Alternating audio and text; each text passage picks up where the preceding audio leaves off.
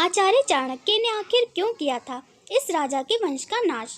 इन 5 बातों में छिपी है पूरी कहानी।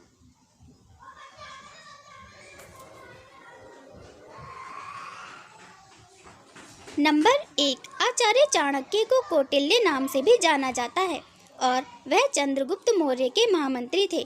उनका जन्म एक ब्राह्मण परिवार में हुआ था और उनका असली नाम विष्णुगुप्त था। आचार्य चाणक्य का गोत्र कौटिल था और इसलिए उनका नाम कौटिल्य भी पड़ गया। नंबर 2, आचार्य चाणक्य को लगभग हर विषय की जानकारी थी और खगोल विज्ञान का तो पूरा ज्ञान था। यहाँ तक कि उन्होंने समुद्र शास्त्र में भी महारत हासिल की थी और व्यक्ति के चेहरे व हाव भाव को देखकर उसका व्यक्तित्व बता देते थे। नंबर 3, अपने ज्ञान के दम पर आचार्य चाणक्य मगध साम्राज्य में न्यायालय विद्वान बने। एक बार चाणक्य मगध राज्य में आयोजित हुए किसी यज्ञ में शामिल होने गए और वहां प्रधान आसन पर जाकर बैठ गए।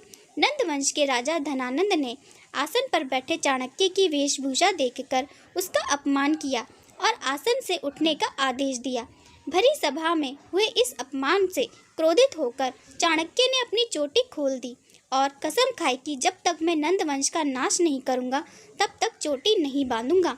बस अपने इस अपमान का बदला लेने के लिए ही चाणक्य ने नंद वंश का नाश करने के लिए नीतियां बनाई। नंबर 4, अपनी प्रतिज्ञा पूरी करने के लिए चाणक्य ने एक साधारण से बालक चंद्रगुप्त को शिक्षा दीक्षा दी और मौर्य वंश की स्थापना की।